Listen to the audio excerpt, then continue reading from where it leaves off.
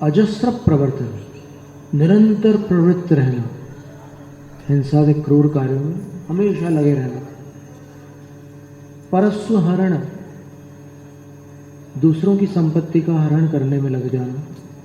विषयाति गृद्धि, और जो विषय हैं जिनको दूसरे शब्दों में भोग और उपभोग कहते हैं, उन विषयों में अति गृद्धि, अत्यधिक गृद्धता। गृद्ध गिद्ध पक्षी होता है, उससे ये शब्द बनता है कि जब वो किसी शव को देखता है ऊपर आसमान में उड़ते हुए, उसको बहुत दूर दूर तक दिखता है नीचे, तो वो अपने लक्ष्य को जैसे ही देख लेता है कि कोई मरा हुआ जानवर वगैरह है, तो वो उस समय ऐसे चक्कर लगा करके नीचे ज़मीन पर आता है और ज़मीन पर आकर के उसका सेवन करता है। और सेवन करते समय उसकी जो नुकीली और ऐसे मुड़ी हुई चोंच रहती है, उससे उसकी मांसपेशियों को खींच खींच करके निकालता है। और वो पूरा झुंड का झुंड वहाँ इकट्ठा हो जाता है गिद्ध पक्षियों का, और एकदम टूट पड़ते हैं वो उस पर, खींचते हैं, इधर से वो खींच रहा है, उधर से वो खींच रहा है, ऐसे खींचातानी मच जाती है वहां पर। उसको गृद्धता कहते हैं। तो विषयों के प्रति अति गृद्धता होना और कृष्ण लेशाभिजात रौद्र ध्यान मरण काल का। मरण काल के समय, मरण काल में ये सारी जो प्रवृत्तियां बताई थी वो तो जीवन काल की थी, लेकिन मरण काल में बता रहे हैं कि कृष्ण लेशा से उत्पन्न रौद्र ध्यान पूर्वक मरण को प्राप्त होना। और आदि शब्द से और भी उसमें कुछ और दिया है, बाल, ऋषि, वृद्ध और स्त्रियों से विश्वासघात करने वाले भी वहां उत्पन्न होते। और रात्रि भोजन करते समय अगर आयु बंद होते तो भी वहाँ पर उत्पन्न होते हैं। रात्रि भोजन के समय आयु का बंध वहाँ का होता। ये हमारे पास पुरानी सर्वार्थ सिद्ध थी, हमने पंडित पन्नालाल साहित्याचार्य जी को दे दी थी, तो उसके आधार पर उन्होंने फिर नई वाली एक प्रति तैयार की थी। उसमें टिप्पण में ये पंक्ति लिखी हुई थी, रात्रि भोजिनः बाल स्त्री वृद्ध ऋषि विश्वासघातकः, ऋषि बाल स्त्री वृद्ध विश्वासघातकः नरकगामिनः। वे नरकगामी होते हैं, अधोगामी होते हैं।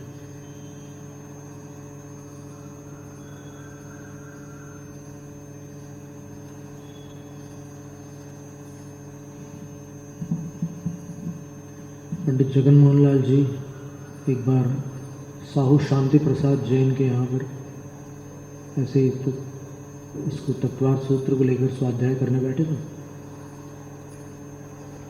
वो लोग बड़े लोग थे, श्रेष्ठी लोग, विद्वानों को बुलाते थे, और जगन मोहन लाल जी का नियम था कि मैं कभी भी जिनवाणी के नाम पर कोई पैसे नहीं लूँगा, और लूँगा अगर कहीं लेना भी पड़ा तो फिर उसका उपभोग नहीं करूँगा, ऐसा नियम था उनका।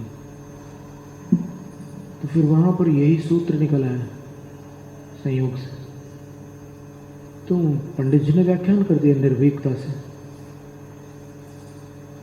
क्योंकि देखो जिसकी आमदनी उससे जुड़ी होती है उसको संभाल कर बोलना पड़ता है, और जो निस्वार्थ है वो बेधड़क बोलता है, उसको कोई डर नहीं है। तो उनने बोल दिया कि बड़ी बड़ी मिलें और बड़ी बड़ी फैक्ट्रियां अत्यधिक मात्रा में हो तो फिर वो इसका असर हो। तो उनने बोला कि पंडित जी ऐसा तो बहुत सारे विद्वान आए, लेकिन किसी ने ऐसा खुल करके नहीं बोला मेरे सामने, जैसा आप बोल रहे हो। तो बोले कि मैं तो नहीं बोल रहा हूँ, यहाँ जो लिखा है वो मैं सुना रहा हूँ केवल, यहाँ ऐसे ही लिखा हुआ है। तो फिर उनने कुछ परिवर्तन किया था, फिर नई मिल उन्होंने उसके बाद से शायद नहीं खोली थी। टाइम्स ऑफ इंडिया जो चलाते थे श्याम प्रसाद जी, वो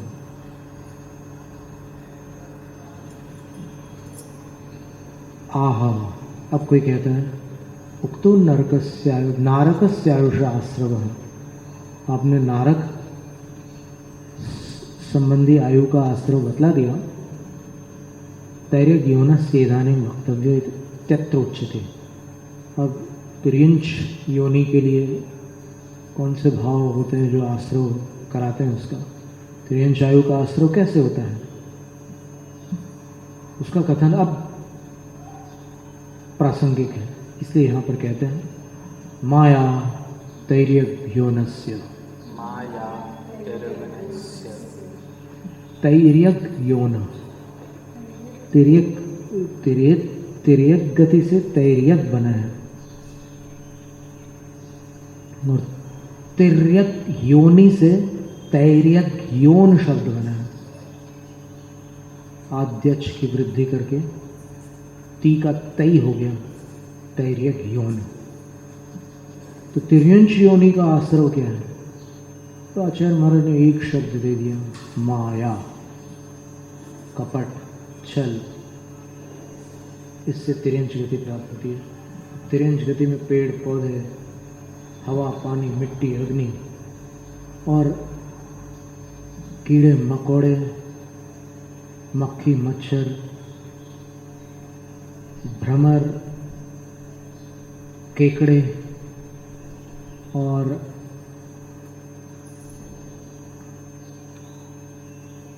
गाय, भैंस, हाथी, घोड़े, शेर, बाघ, चीता, ये सब आ जाता है। और अनेक सारे पक्षी आ जाते तिर्यंच योनि में,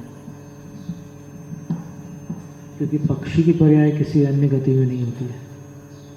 सब पक्षी तिर्यंच योनि में आते हैं। उसका आश्रव क्या है? बोले माया, कपट। चारित्र मोह कर्म विशेषस्य उदयाद आविर्भूत आत्मनः कुटिल भाव माया निकृति। चारित्र मोह कर्म का एक भेद है, यानी चार कषायों में से एक तीसरी जो कषाय है उसके उदय से उत्पन्न होने वाला आत्मा का कुटिल भाव, यानी आत्मा कुटिल बन जाती है उसके उदय से। तो उसका जो कुटिल भाव है उसको माया कहते हैं, उसको निकृति भी कहते हैं, निकृति, और उसको वंचना भी कहते हैं। वह तैर्यक योन का आश्रव, तिर्यंच योनि का आश्रव है। फिर इसमें कौवे की पर्याय का आश्रव अलग। माया तो सबके लिए समान है, लेकिन कौवे की पर्याय में कौन जाता है, उल्लू की पर्याय में कौन जाता है, आदि आदि विभिन्न पर्याय दी हुई है। कुत्ता कौन बनता है, ये सारा जो वर्णन है ये विमलनाथ भगवान तीर्थंकर से उस समय जो नारायण थे स्वयंभू, उन्होंने पूछा था कि इस जगत में ऐसे नाना प्रकार के प्राणी किन कारणों से उस योनि में उत्पन्न होते हैं। तो फिर वहाँ समाधान प्राप्त हुआ था। जो विमलनाथ पुराण है उसमें आपको इसका समाधान मिल सकता है, पूरा विस्तार से दिया हुआ है कौन से जीव कहाँ कैसे उत्पन्न होते हैं। तत्प्रपंचो, अब उसका विस्तार क्या है? मिथ्यात्वोपेत धर्म देशना, मिथ्यात्व से संपन्न होकर धर्म का उपदेश करना, तिर्यंच योनि का आश्रम। या फिर मिथ्यात्व से संपन्न धर्म की देशना देना,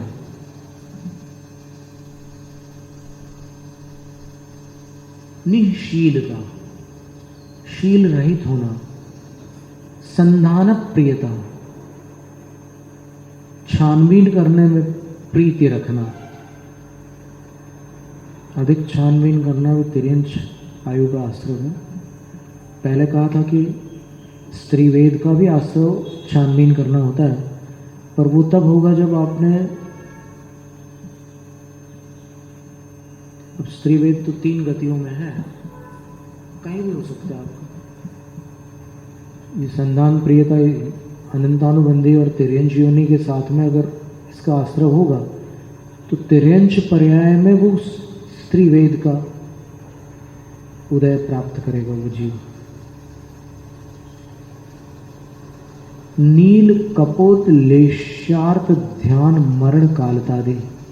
नील और कपोत लेश्या पूर्वक आर्त ध्यान के साथ मरण पूर्वक काल करना, काल को प्राप्त होना, मरण काल को प्राप्त होना आदि शब्द से और भी बहुत विस्तार है इसका, ये तो यहाँ तो संक्षेप से बता ही रहे हैं। तो ये सब एक जीव को मनुष्य से पशु बना देता है। वो सिर्फ मनुष्य से नहीं किंतु देवगति से भी पशु गति की प्राप्ति हो सकती है। 12वें स्वर्ग तक के देव मरण को प्राप्त होकर सैनी पंचेंद्रिय पर्याप्त कर्म भूमि तिर्यंश हो सकते हैं, पशु बन सकते हैं, पक्षी बन सकते हैं। भवनत्रिक, भवनवासी, वानवेंतर और ज्योतिष, इनको भवनत्रिक कहते हैं। और वैमानिकों में, कल्पवासियों में प्रथम और द्वितीय स्वर्ग वाले देव और देवियां मर करके पेड़ पौधों में उत्पन्न हो सकती हैं, मर करके जल में उत्पन्न हो सकते हैं, मर करके पृथ्वी का एक भी बन सकते हैं, लेकिन बादर होंगे वो पर्याप्तक होंगे। तो ये भावों की गति है। एक प्रदीप का भजन है, कोई लाख करे चतुराई कर्म का लेख मिटे नारे भाई, कर्म का लेख मिटे नारे भाई। फिर उसके अंतरे आदि में उन्होंने, वो कवि प्रदीप स्वयं लिखते भी थे और गाते भी थे। उन्होंने वन को गए रघुराई ये पंक्ति भी लिखी है। कर्मों का ही खेल था और यहाँ तो साक्षात किससे क्या होता है उसका वर्णन चल रहा है। भले ही सूक्ष्मता से न हो लेकिन मध्यम विस्तार के साथ ये वर्णन चल रहा है। सूत्र में तो संक्षेप है लेकिन टीका में मध्यम विस्तार है।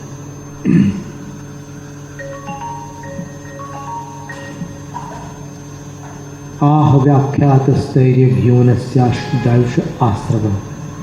अब फिर कोई कहते हैं कि तैर्य भ्योन की आयु का आश्रव आपने बता दिया। इदानी मानुष्य आयुष को हेतुरित्यत्रोच्यते। अब मनुष्य आयु का कारण क्या है? यहाँ जितने मनुष्य सुन रहे हो इनको, इस बात को, उनके लिए समझना है कि ये कर करके हम यहाँ पहुँचे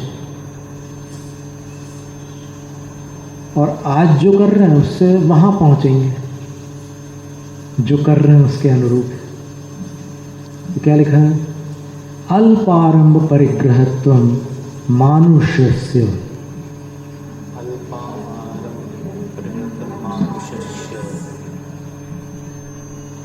नारकायुराश्रव व्याख्यात है। नारकायु का आश्रव व्याख्यात है, व्याख्या में आ चुका है। तद विपरीतो मानुष्यस्य आयुष इति संक्षिप्त। उससे उल्टा मनुष्य आयु का, वहाँ अत्यधिक आरंभ और परिग्रह था, यहाँ थोड़ा है।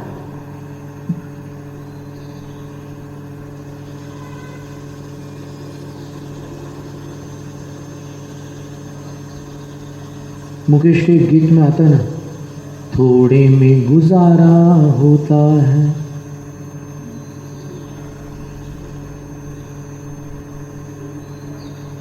होठों पे सच्चाई रहती है, जहाँ दिल में सफाई रहती है। हम उस देश के वासी हैं, हम उस देश के वासी हैं जिस देश में गंगा बहती है। तो उसमें थोड़े में गुजारा होता है। ये मनुष्य बनने वाले जीवों का लक्षण है, थोड़े में चला लेना पड़ा और नहीं करना। बस थोड़ा है, ठीक है। अल्पारंभ और अल्प परिग्रह होना मानुष आयु का आश्रव है। तब व्यास उसको थोड़ा फैलाकर बता रहे हैं। विनीत स्वभाव प्रकृति भद्रता प्रगुण व्यवहारता तनुकषायत्व मरण काला संक्लेशता देहि। विनम्र स्वभाव होना, प्रकृति से भद्र होना, सज्जन प्रकृति का होना, और प्रगुण व्यवहार यानी सरल बर्ताव करना, टेढ़ा बर्ताव नहीं। तो हर बात के दो अर्थ निकलते हो ऐसी भाषा नहीं बोलना, टेढ़ा व्यवहार नहीं करना। ये वचन संबंधी बात थी। ऐसी काय संबंधी भी होता है, मन संबंधी भी होता है। तनु कषायत्व, मरण काल, थोड़ी कषाय, अधिक कषाय नहीं रखना। थोड़ी कषाय है, ठीक है, थोड़ी कषाय, उसको बढ़ाना नहीं है।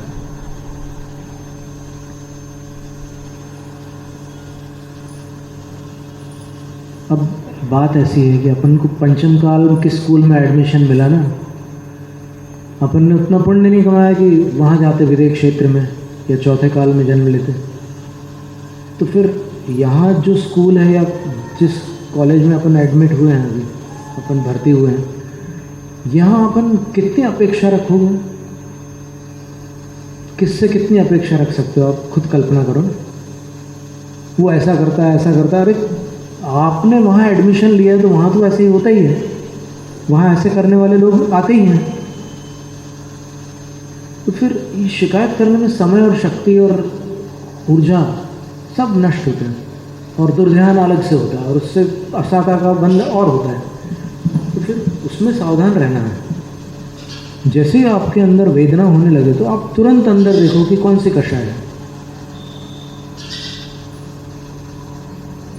मतलब आकुलता होने लगे। वेदना होना और आकुलता न होना अलग बात है। वेदना हो रही है और आकुलता भी हो रही है। आकुलता बिना कषाय की नहीं होती। वेदना वेदनी से होती है और आकुलता कषाय से होती है। तो उसको छोड़ना है। ठीक है, मिला है मेरे को, क्या करूं? आप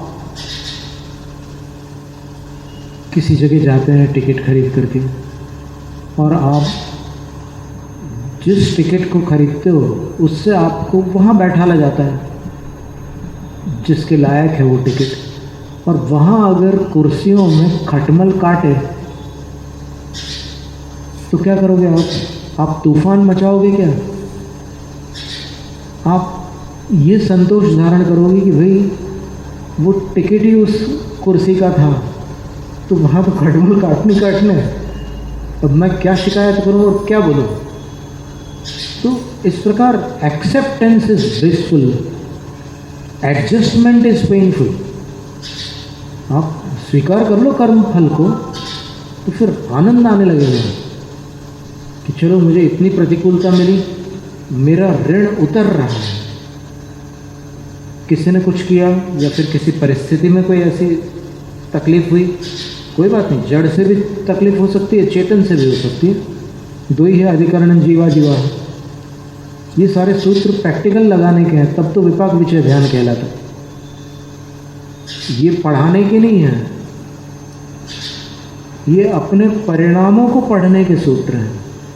उसका नाम स्वाध्याय है। तो ठीक है, कोई बात नहीं।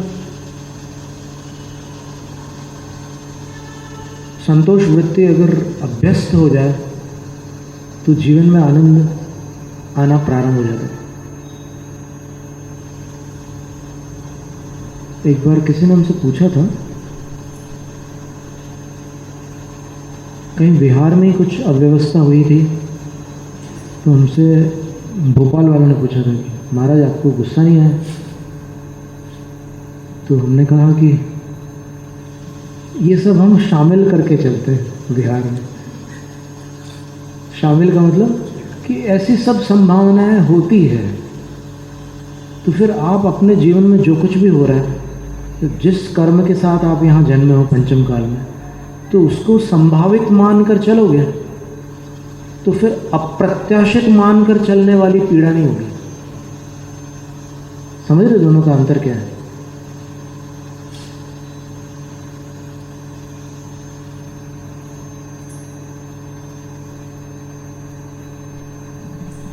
प्रत्याशित मानकर अपन दुख के प्रत्याशी बन जाते हैं।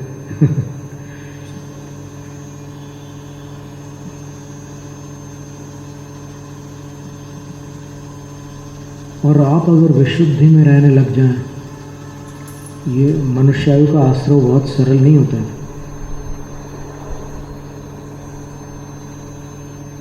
थोड़े में गुजारा, ज़्यादा इकट्ठा नहीं करना, होर्डिंग नहीं करना।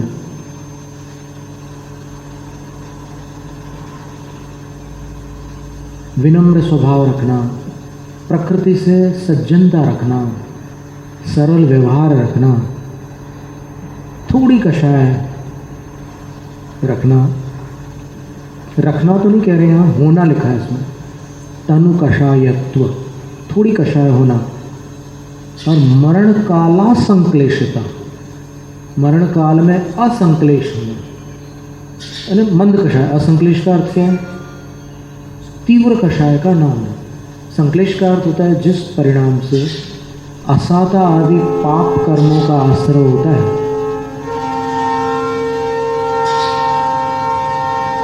उसको संक्लेश कहते हैं। असंक्लेश का अर्थ साता आदि पुण्य का आश्रय होता है, ऐसे परिणाम करना। फिर प्रश्नकर्ता का प्रश्न किम एतावान एव मनुष्यस्यायुष आश्रव इत्यत्र उच्यते, क्या इतने ही मनुष्य आयु का आश्रव है, इतने ही आश्रव है? ऐसा प्रश्न होने पर यहाँ आचार्य महाराज एक सूत्र और दे रहे हैं, स्वभाव मार्दवंच।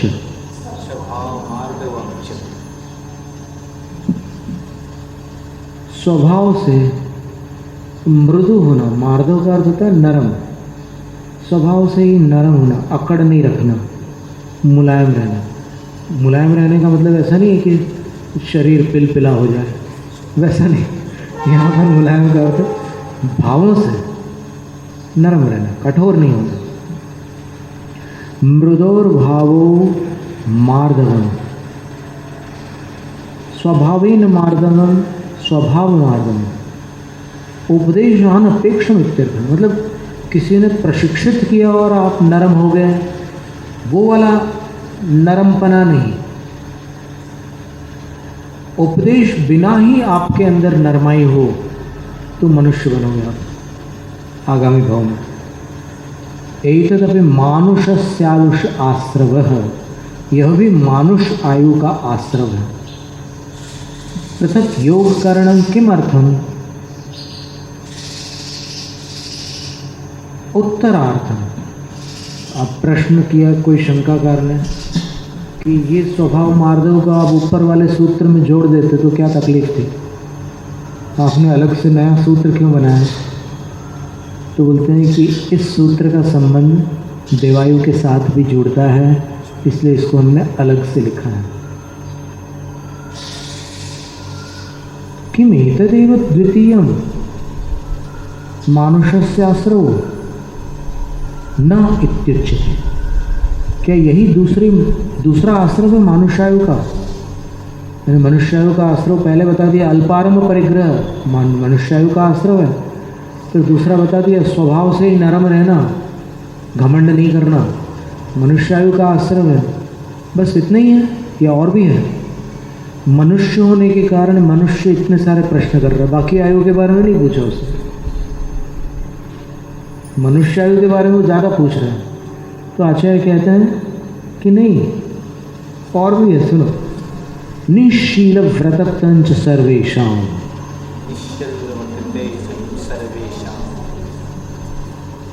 च शब्दोधिकृत समुच्चयार्थ। च शब्द जो इस प्रकरण में चल रहा है उसका सबका संग्रह साथ में करने के लिए यहाँ च शब्द आया है। अल्पारंभ परिग्रहत्वंच निश्शील व्रतत्वंच शीलानि च व्रतानि च शीलव्रतानि वक्ष्यन्ते। शील और व्रत जो हैं उनको शील व्रत कहते हैं, वे कहे जाएंगे 7वें अध्याय में। निष्क्रांत शील व्रतेभ्यो निश्शील व्रतः, जो शील और व्रतों से निष्क्रांत है, रहित है, ऐसे जीव को निश्शील व्रत कहते हैं।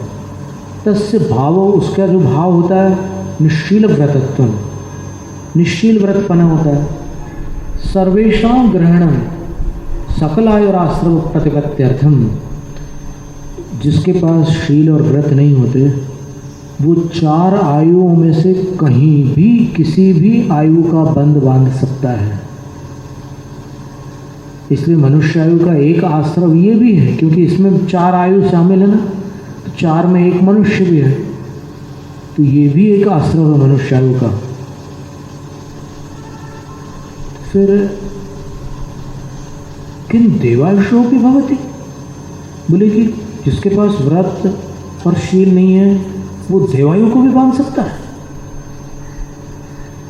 सत्यम, सही बात है, बांध सकता है।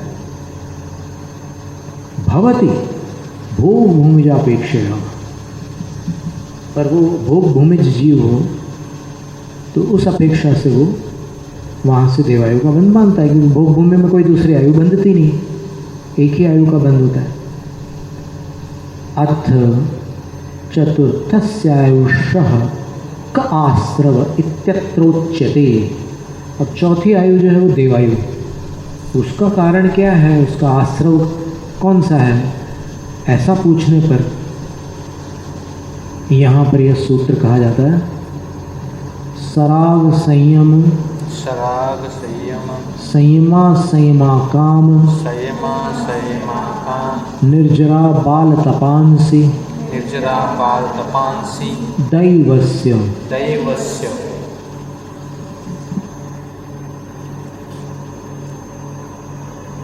सराग संयम यानी मुनिराज, जो शुभोपयोगी मुनिराजों का संयम होता है उसको सराग संयम कहते हैं। जो वैयावृत्ति कर रहे हैं या फिर भक्ति कर रहे हैं या और भी कोई क्रिया कर रहे हैं, शुभ प्रवृत्ति में तत्पर हैं और संयमी हैं, उनका वह सराग संयम देवायु का आश्रव है। संयमा संयम भी देवायु का आश्रव है। संयमा संयम पहली प्रतिमा से लेकर 11वीं प्रतिमा तक और आर्यकाओं तक पाया जाता है। तो ये पहली प्रतिमा से लेकर आर्यका तक के जितने भी जीव हैं उन सब को देवायु का आश्रव ही होता है और किसी आयु का आश्रव नहीं होता। अकाम निर्जरा, अकामेन निर्जरा, अकाम निर्जरा, बिना कामना की जो निर्जरा होती है वो अकाम निर्जरा है।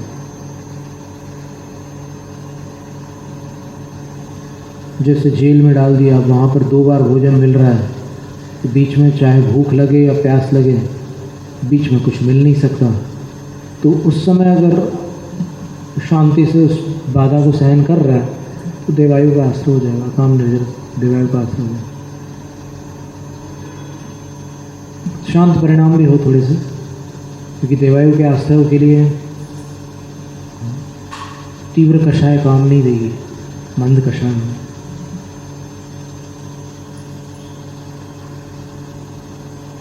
और ब्रह्मचर्य का भी पालन कर रहे हैं बिना संकल्प के, ऐसी परिस्थिति है कि वहाँ पालन कर रहे हैं और परिणाम शांत है, तो भी देवायु का आश्रय हो जाएगा। बाल तपो, बाल तप का अर्थ क्या होता है? कोई छोटा सा बच्चा तप कर ले, रविव्रत कर ले। 8 साल की कोई बेटी है, वो रविव्रत के रविवार के दिन या मुकुट सप्तमी के दिन, मोक्ष सप्तमी के दिन उपवास कर लेती है, तो उसको बाल तप कहेंगे क्या? नहीं। यहाँ पर बाल तप का अर्थ है मिथ्या दर्शनोपेतम अनुपाय काय क्लेश प्रचुरम निकृत बहुल व्रत धारणम। मिथ्या दर्शन से युक्त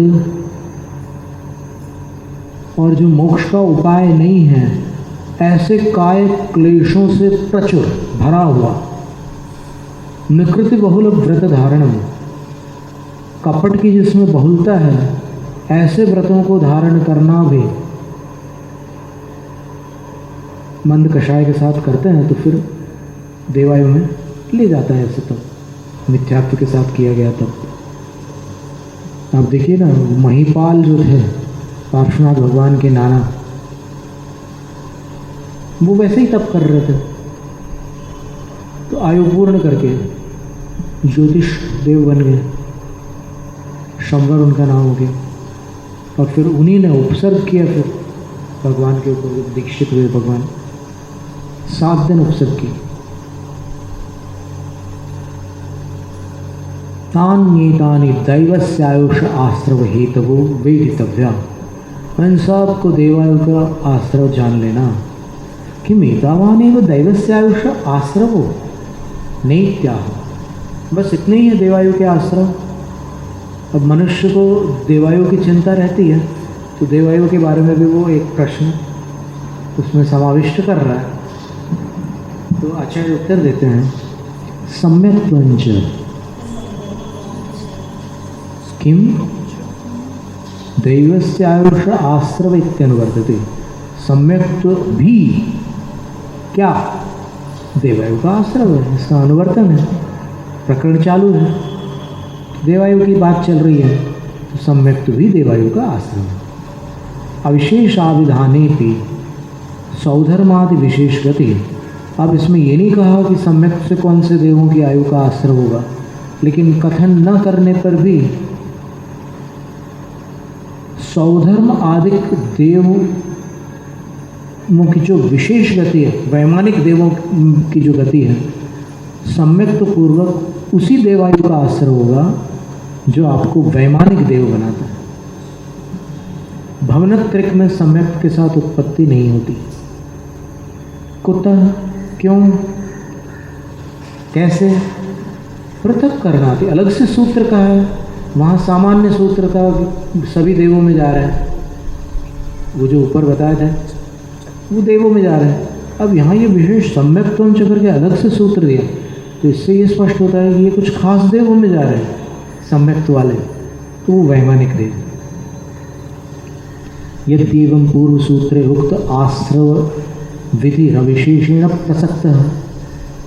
बोले कि अगर ऐसी बात है तो फिर पिछले सूत्र में थोड़ी सी अड़चन आ रही है, उसमें समानता का प्रसंग आ रहा है। कैसे? तेन सराग संयम संयमा संयमौ अपि भवन वास्याद्यायुष आश्रव प्राप्त है। बोले कि वहाँ ऊपर सराग संयम और संयमा संयम ये 2 शब्द आए थे, तो इनसे भी भवनवासी आदि का आयु का आश्रय हो जाएगा। तो आचार्य बोलते हैं कि नैष दोष है, ये ऐसा दोष मत समझो तुम। क्यों? कि सम्यक्त्वाभावे तद व्यपदेशाभावात् तदुभयम अपि अत्रांतर्भवति। सम्यक्त्व का अभाव होने पर न तो सराग संयम संज्ञा बनती है और न ही संयमा संयम संज्ञा बनती है। इसलिए चूँकि सम्यक्त्व वहाँ पर भी है, इसलिए वो भी वैमानिक देव बनेंगे। सराग संयम वाले भी वैमानिक देव बनेंगे और संयमा संयमी भी वैमानिक देव बनेंगे। अब आयु कर्म के आश्रव का वर्णन पूर्ण करके आयुषो नंतर मुद्दिष्टस्य नामना आश्रव विधौ वक्तव्ये तत्राशु नामना आश्रव प्रतिपत्त्यर्थमाह। आयु के पश्चात कथित जो नाम कर्म है, कर्मों का जो क्रम है, वो 8वें अध्याय में। तो उस क्रम की अपेक्षा से यहाँ पर ही बता रहे हैं कि आयु के बाद नाम कर्म की बारी थी, तो उसकी आश्रम विधि कहने योग्य है। तो ऐसा होने पर उसमें 2 प्रकार के नाम कर्म हैं, दोनों को अलग अलग बताते हैं। अशुभ नाम कर्म भी है और शुभ भी है, तो अलग अलग बताते हैं। योग वक्रता विसंवादनम चाशुभस्य नाम्नः।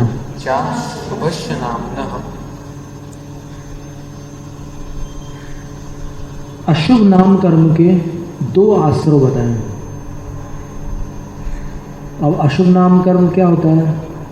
जिसके उदय से चेहरा बिगड़ा हुआ रहता है, जिसके उदय से दांतों की पंक्ति सुव्यवस्थित नहीं होती, जिसके उदय से आंखें सुंदर नहीं होती, जिसके उदय से आवाज़ कोई सुनना पसंद नहीं करता, जिसके उदय से शरीर की आकृति सौम्य सुडौल और मनोरम नहीं होती, और जिसके उदय से आकर्षण नहीं होता, आदि आदि अशुभ नाम कर्म की श्रेणी में आता है। जिसके उदय से अपयश होता है वो भी अशुभ नाम कर्म है। हाँ, यश कीर्ति वो अशुभ नाम कर्म ही है।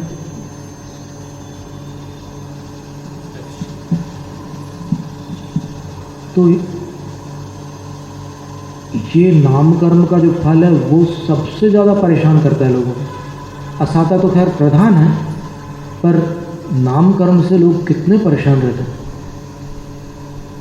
जो लोग कम गोरे होते हैं उनके पुरुषार्थ को देखो तो दया आ जाएगी। कितनी सेटिंग करते हैं, क्या क्या नहीं करते हो। बेकिंग पाउडर, नींबू का रस और ज़माने की चीज़ों का इस्तेमाल कर कर गोरा बनने की कोशिश करते हैं। अरे जो कलर मिला है तुम स्वीकार करो, उसमें क्या है, आर्टिफिशियल क्यों बन रहे हो। लेकिन ठीक है, वो लोक में उसको थोड़ा सा शान का कारण माना जाता है, तो फिर उसमें लोग अपनी शक्ति लगा देते हैं। कॉस्मेटिक्स में कितना खर्चा करते हैं, कितने प्रकार की दवाइयाँ खाते हैं,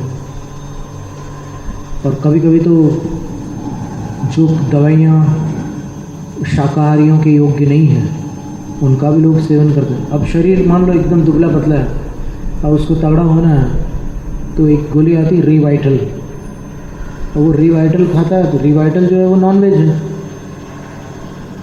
पर उसको खाने के बाद बॉडी अच्छा दिखने लग जाता है। तो ये सारे नाटक जो होते हैं वो नामकर्म के परिणाम स्वरूप होते हैं। नामकर्म अघातीय है, वो अपने आप में जीव का घात नहीं, लेकिन उसमें जो कषाय होती है उससे घात होता है। फिर किसी और को सुंदर देख करके फिर मन ऐसा करता है कि देखो उसमें भी कितने प्रकार के संकल्प विकल्प होते हैं। फिर कभी कभी अपने ही भाई बहनों को देख करके लगता है कि ये मेरा भाई इतना सुंदर, मैं क्यों नहीं। ऐसे जमाने के विकल्प संकल्प होते रहते हैं। तो उसका कारण क्या है? तो आचार्य कहते हैं कि दो कारण हैं। योग वक्रता, तुमने मन वचन काय को सरल नहीं रखा। अगर सरल रखते तो सरल मनुष्य हमेशा सुंदर होता है आगामी भव में, और जो कपटी होता है वो बहुत कुरूप होता है। तो जितने लोग सुंदर हैं आज भले वो कपटी हो, पहले सरल थे, आज वो भविष्य की तैयारी में है। तो ऐसी स्थिति बनती है। और दूसरा विसंवादनम, ये विसंवादन है। एक विसंवाद शब्द 7वें अध्याय में आता है आचार्य व्रत की 5 भावनाओं में। सधर्मा विसंवादा पंच, वहां पर विसंवाद का अर्थ होता है मेरा तेरा करना। यहां पर विसंवादन शब्द न है, अंत में स्वर युक्त न है। ये तो आप नकारांत नहीं समझना, व्याकरण की अपेक्षा से वो व्यंजनांत नहीं है, हलंत नहीं है। विसंवादन, इसका क्या अर्थ होता है?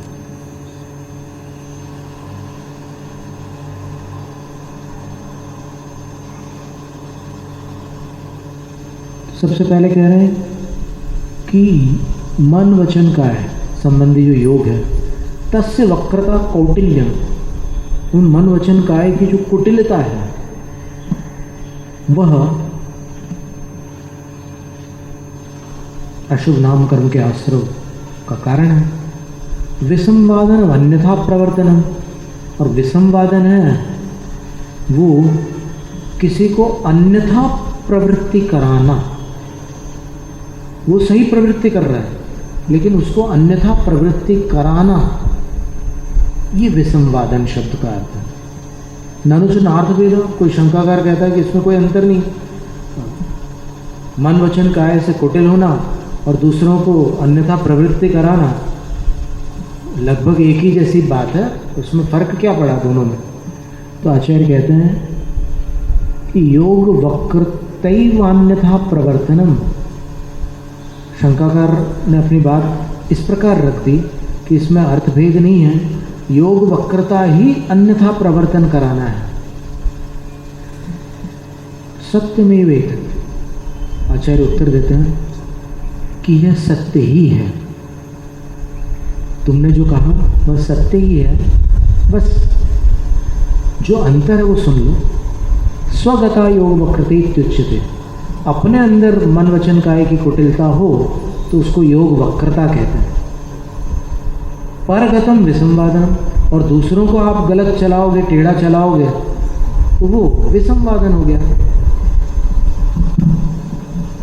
अब उसका उदाहरण दे रहे हैं जो सावधानी पूर्वक सुनने योग्य है, और तत्वार्थ सूत्र जिन लोगों ने प्रारंभ करवाया था उनके लिए भी अत्यंत समाधान कारक पंक्ति है। ध्यान से सुनो। सम्यक अभ्युदय निश्चय सार्थासु क्रियासु प्रवर्तमानमन्यम तद विपरीत काय वांग मनोभिर्विसंवादयति मैवंकारशिरेवं कुर्विति। जो समीचीन स्वर्ग और मोक्ष को प्रदान करने वाली क्रियाओं में प्रवृत्ति कर रहा है, वो नहीं कर रहा है लेकिन कोई अन्य कर रहा है, उसको तत्विपरीत, उस समीचीन प्रवृत्ति से विपरीत काय वांग मनोभिर विसंवादयति, अपने मन वचन काय से उसको विपरीत प्रवृत्ति कराता है। मैवं कार्षी, ऐसा मत कर, एवं को ऐसा कर जैसा मैं कह रहा हूं।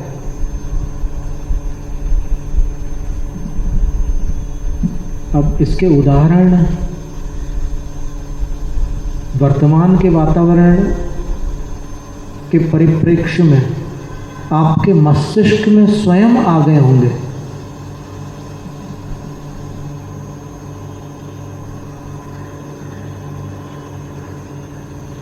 ऐसा कर, ऐसा मत कर, यही तो ड्रामा चल रहा है। जहां देखो यही देखने मिलता है। और आगम की दुहाई देने से काम नहीं चलता। सब प्रमाण आगम प्रस्तुत करने से वो बात प्रामाणिक होती है।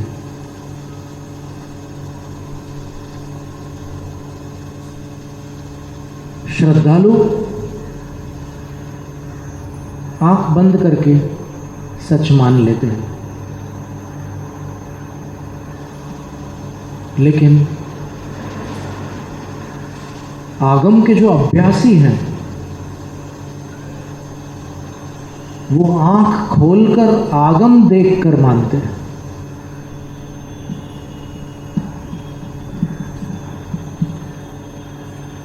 गुरु का आदेश आंख बंद करके माना जाता है, लेकिन गुरु का उपदेश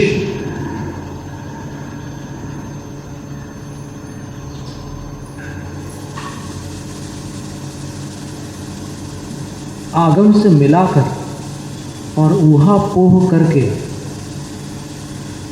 गुरु से कितने शंका समाधान किए जाते हैं। क्यों किए जाते हैं? वो कह रहे हैं आंख बंद करके बस आप मुंह बंद रखो, अपना आंख और मुंह बंद कर लो, सब मान लो। ऐसा होता है क्या? नहीं, उसको समझा जाता है आगम से। तो आदेश आंख बंद करके मानने की चीज़ होती है, और उपदेश आंख खोलकर आगम देखकर मान्य करने की बात होती है। अभी हम आपके सामने स्वाध्याय कर रहे हैं, वाचना कर रहे हैं सर्वार्थ सिद्धि आदि की। राजवार्तिक भी इसमें समाविष्ट करते हैं हम कई स्थानों पर। तत्वार्थ सार भी ले रहे हैं। मूल तो तत्वार्थ सूत्र का विषय चल रहा है। तो अब सोचने की बात यह है कि जो लोग कहते हैं कि तत्वार्थ सूत्र पढ़ोगे तो भ्रांतियां दूर हो जाएंगी,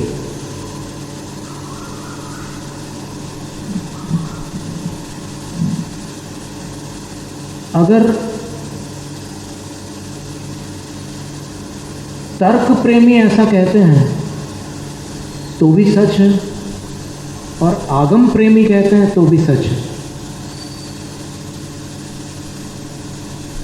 पर तर्क प्रेमियों के लिए एक दुखद समाचार ये है कि वो तर्कों से जिस असत्य को सत्य प्रमाणित करते हैं, तत्वार्थ सूत्र पढ़ने से वो असत्य असत्य ही प्रमाणित हो जाता है।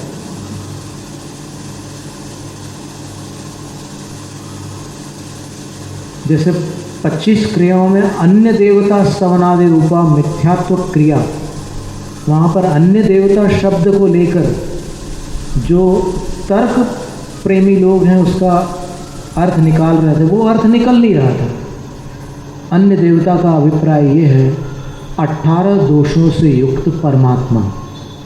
अन्य देवता का अर्थ जो जिनेंद्र भगवान के बाजू में चंवर लेकर खड़े हुए देवता है वो नहीं है,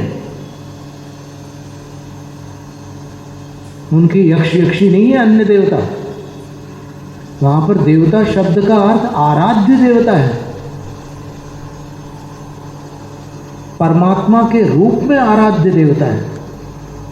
और यहां पर क्रियाओं की बात कर रहे हैं कि सम्यक अभ्युदय और निश्चयार्थासु क्रियासु। तो इससे ये बात स्पष्ट हुई कि जो आगमोक्त पूजा विधि है वही सम्यक अभ्युदय और निश्रेयस को प्रदान करने वाली क्रिया है। बाकी जो भी तर्क के माध्यम से परिवर्तित की हुई पूजा शैली है, पद्धति है, उसके विषय में अगर कोई उसको शिक्षा देता है किसी को कि ऐसा मत कर, ऐसा कर। जैसे कभी कभी ऐसा होता है ना कि उत्तरापथ वाले दक्षिणापथ में आ जाते हैं और दक्षिणापथ वाले कभी उत्तर की वंदना के लिए चले जाते हैं, तो दोनों को वहाँ की थालियों को देखकर आश्चर्य होता है। बाकी जय जिनेंद्र तो अपना पासवर्ड है ही, हर जगह मिलता है। जहाँ जाओगे महावीर भगवान तो है ही अपने, वही 24 तीर्थंकर हैं, वही 4 अनुयोग हैं, वही सारी बातें हैं। केवल थोड़ा जो तर्क आ गया ना बीच में, उस तर्क के कारण हिंसा अहिंसा के तर्क, परिग्रह के तर्क, श्रृंगार के तर्क, राग के तर्क, ये सारे जो तर्क आ गए, इन तर्कों ने तर्क प्रेमियों को पूर्वाचार्यों से भी ऊंचा स्थान प्रदान कर दिया। वो पूर्वाचार्यों से भी विशेष विद्वान हो गए तर्क करने वाले। जबकि अगर विनम्र होकर अपन देखें, उन पूर्वाचार्यों के विनय के साथ अपन शास्त्रों को पढ़ें, तो शास्त्र में लिखा हुआ एक अक्षर भी अमान्य करने योग्य नहीं है। जो जो क्रियाएं शास्त्र में बताई है वो सब करने योग्य है। फिर ये मत कहो कि पूरे शास्त्र को कौन मानता है, कौन मानता है ये उनका विषय है। अपन माने या ना माने ये अपना विषय है। और इसमें भी 2 भेद होते हैं। एक मान रहा है लेकिन कर नहीं पा रहा है, इतनी प्रतिकूल परिस्थिति है कि नहीं कर पा रहे।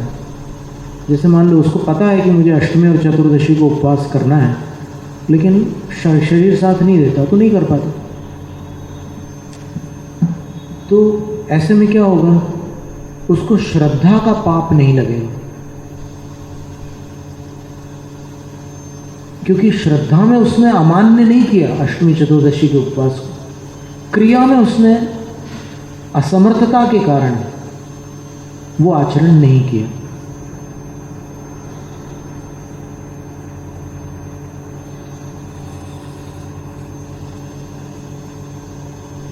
बड़े बड़े विद्वान आचार्य शांति सागर महाराज श्री की परीक्षा लेने पहुंचे।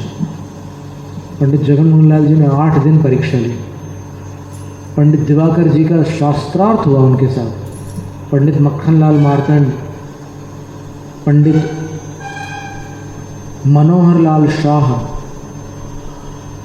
पंडित देवकीनंदन शास्त्री व्याख्यान वाचस्पति आदि आदि कितने बड़े बड़े विद्वान।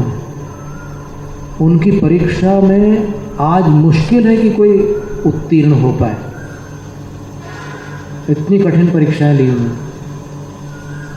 लेकिन उन सब ने आचार्य शांति सागर महाराज को गुरु माना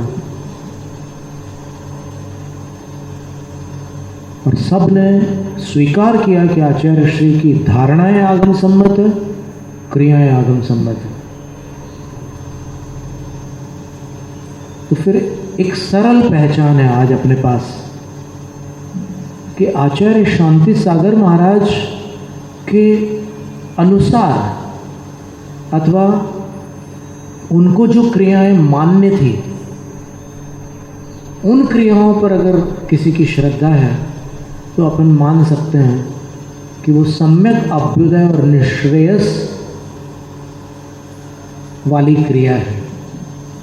और उससे भिन्न क्रिया जो कराना चाहता है, उस क्रिया को जो बंद करवाना चाहता है,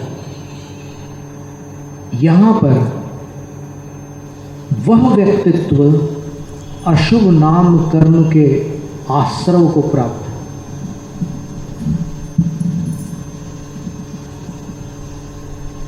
उदय के समय रोने से क्या लाभ, बांधते समय संभल जाओ ना। आगम को और आचार्य शांति सागर महाराज को मान लो ना, क्या तकलीफ हो रही है। और चारित्र चक्रवर्ती आदि जितनी भी पुस्तकें हैं आचार्य शांति सागर महाराज जी को लेकर, और खास तो जो लोग जीवित हैं अभी, जो आचार्य शांति सागर महाराज जी के समय के कुछ लोग आप जीवित हैं, उनके वक्तव्य सुन लो।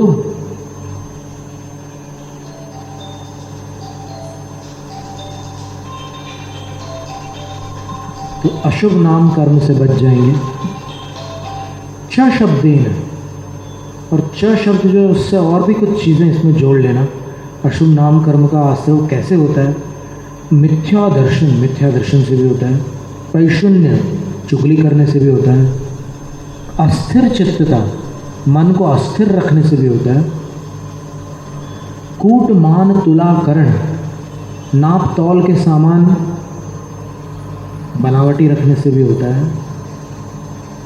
पर निंदा, आत्म प्रशंसा आदि, दूसरों की निंदा करने से भी होता है। अपनी प्रशंसा करने से भी अशुभ नाम कर्म का आश्रय होता है।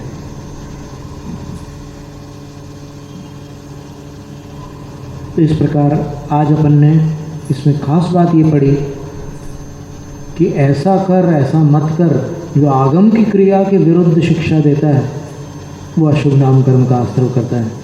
इसलिए आगम को समझने के लिए आप जो आगम के अभ्यासी हैं, आप जिनको आगम के अभ्यासी मानते हो, वो सब विद्वानों की परीक्षा में खरे नहीं उतरे हैं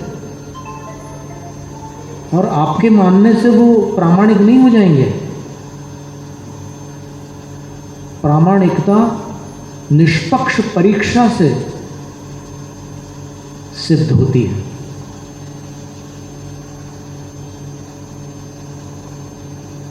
कहीं भी किसी भी आमनाय का कोई भी विद्वान आ जाए और उसके सामने वो वक्तव्य दे आगम का और सब स्वीकार कर ले कि हाँ आपने जो कहा वो आगम सम्मत था,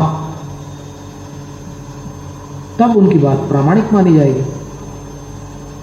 और जो पूर्वाग्रही है वो बोले कि नहीं ये तो यही बात करते हैं, वो पूर्वाग्रह की भाषा है, वो ज्ञान की वाणी नहीं है, वो कषाय की वाणी है। ज्ञान आगम की बात करता है, कषाय आग्रह की बात करता है। कषाय आग्रह की बात करती, ज्ञान आगम की बात करती। तो आज अपन ने अशुभ नामकर्म का असर देखा। फिर देखो आगे कभी इसका जो आगामी सत्र होगा, यहाँ हो या जहाँ भी हो, अपन क्या जाने, भविष्य तो अपन अभी ऐसे जानते नहीं, उसका वर्णन आगामी सूत्र में होगा। जैनम जयतु शासनम।